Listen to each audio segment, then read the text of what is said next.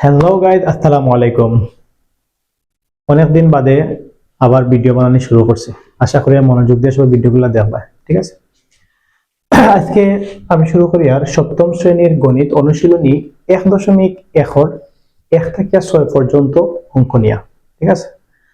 পাঠ্য বই দেখো, 1 নম্বর যে অঙ্কটা দেওয়া আছে, মৌলিক গুণনীয়কের সাহায্যে বর্গমূল নির্ণয় করো। আমরা আসলে কিতা নির্ণয় করতাম? বর্গমূল নির্ণয় করতাম।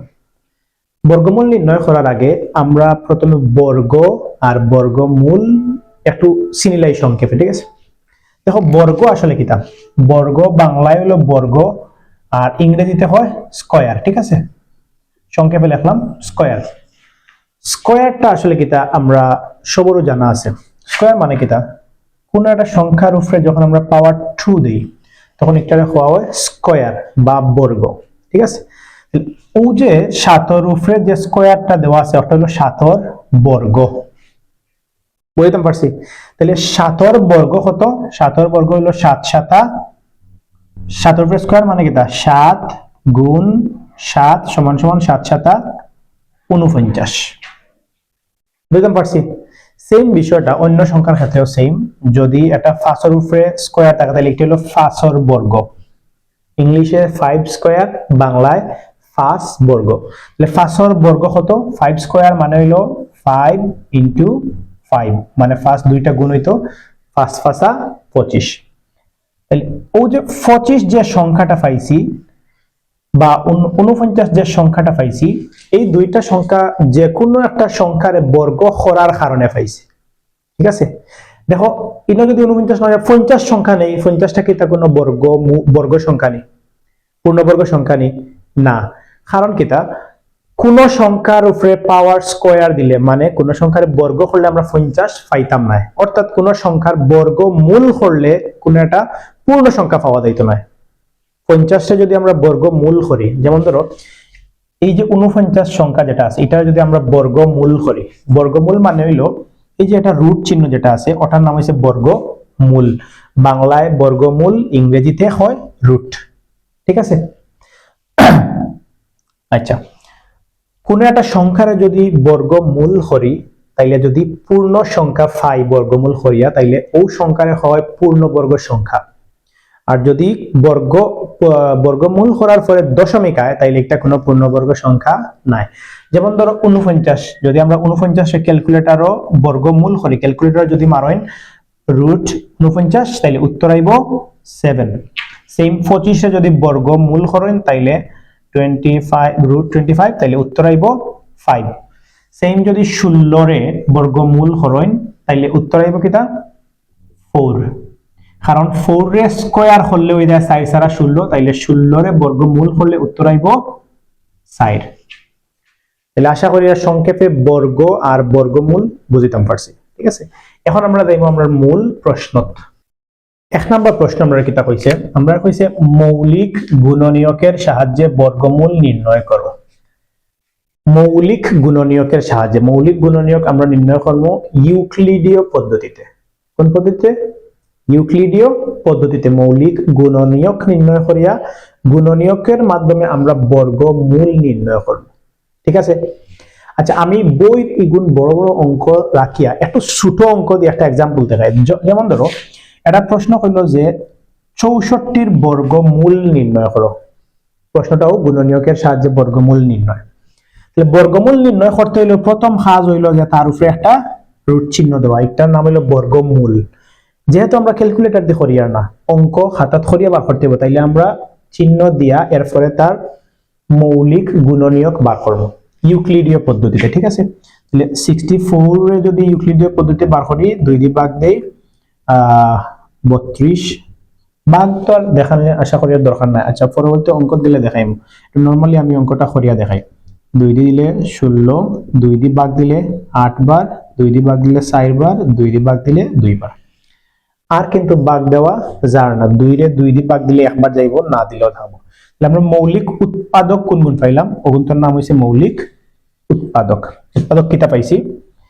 1টা 2টা 3টা 4টা 5টা 6টা 2 পাইছি। 1টা 2টা 3টা 4টা 5টা 6টা। এগুন আসলে খার উৎপাদক, এগুন হইল 64 উৎপাদক, অর্থাৎ অগুন যদি আবার গুণ হইলাই তাইলে আমরা 64 পাইব। ঠিক আছে, তার মানে আমরা 64 বদলা অগুন্তরে গুণ আকারে লিখতাম পারি।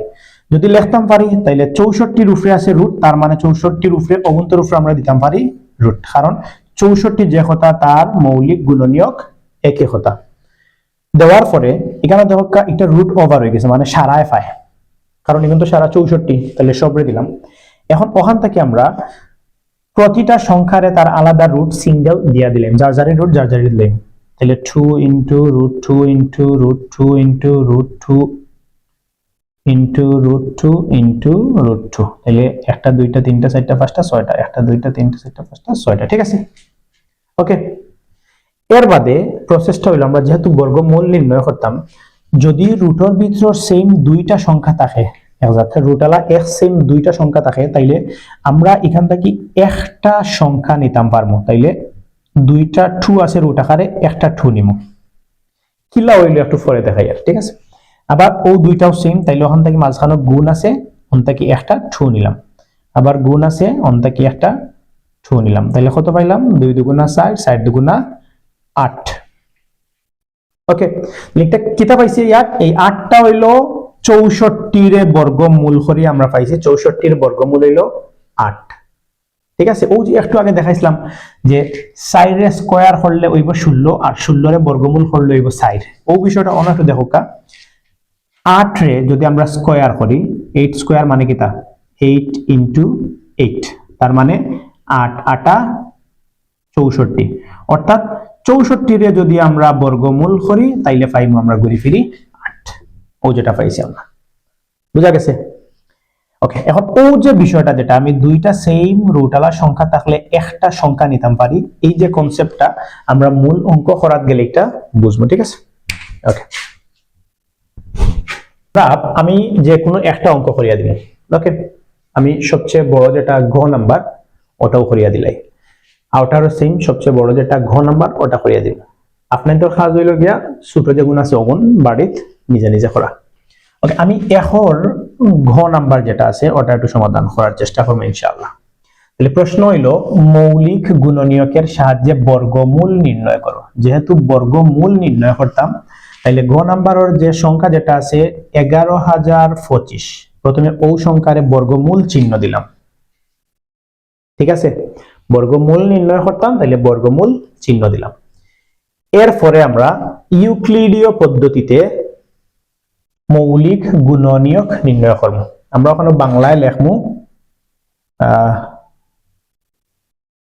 ইউক্লিডীয়, বাংলায় লেখবা ইউক্লিডীয় পদ্ধতিতে মৌলিক গুণনীয়ক নির্ণয় করি।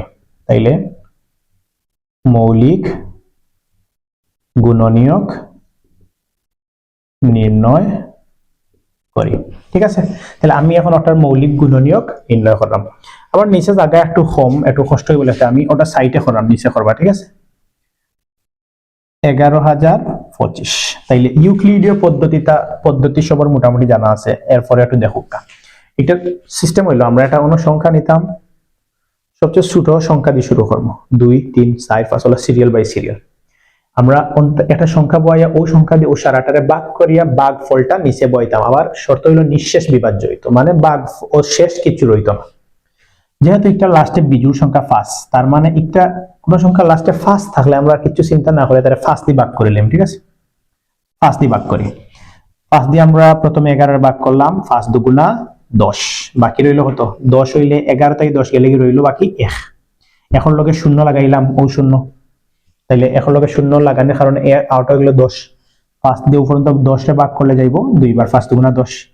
আবার এখন একটা সংখ্যার লামাইলাম নিচে মনে মনে। ঠিক আছে, ভাগের সময় নামানির পরে দেখি আর 5 দিয়ে 2 রে ভাগ করা যায় না, তাইলে আরেকটা সংখ্যা লাগানি লাগে, ও 5 এ লাগাইলাম, তাইলে দুইটা সংখ্যা একলগে লাগানির কারণে ভাগ হলো একটা শূন্য।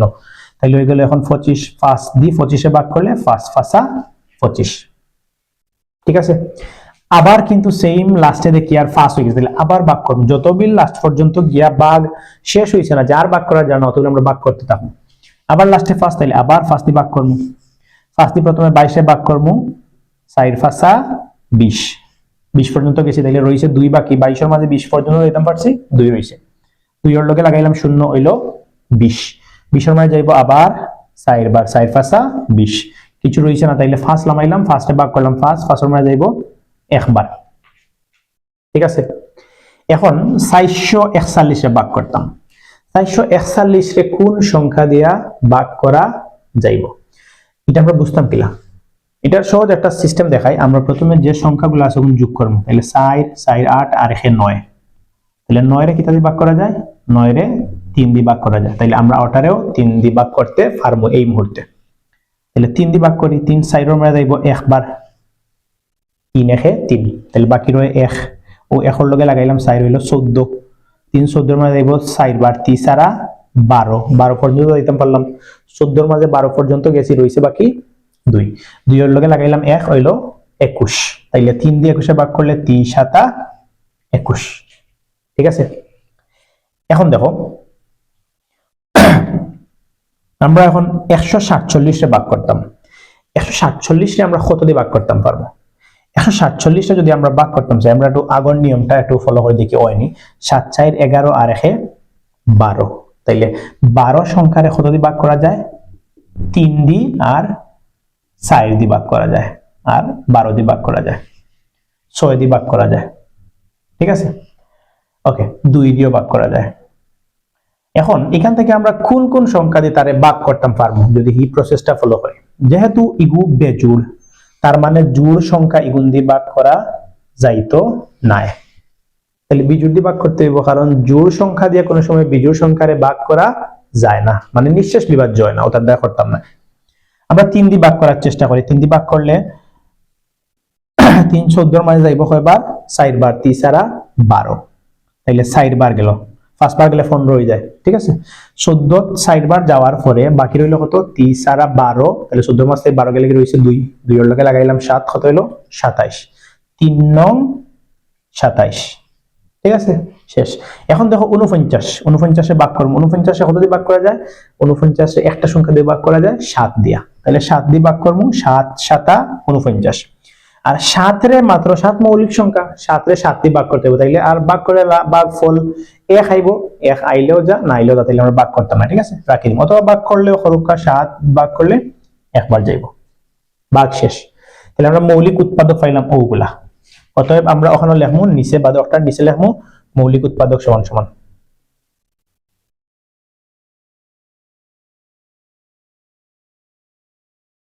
ওকে, মৌলিক উৎপাদক কিটা পাইলাম? 5 গুণ 5 গুণ 3 গুণ 3 গুণ 7 গুণ 7। 1 রে ধরলেও যা, না ধরলেও তা, কারণ গুণ করলে 1 1 7 1 7 যা আছে তা হইব। এখন এই যে সংখ্যাগুলা পাইলাম, এগুলা হার মৌলিক উৎপাদক 11,025, মানে ও সংখ্যাগুণ যদি আমরা আবার গুণ করিলাই, তাহলে উত্তর পাইলিম আমরা 11,025।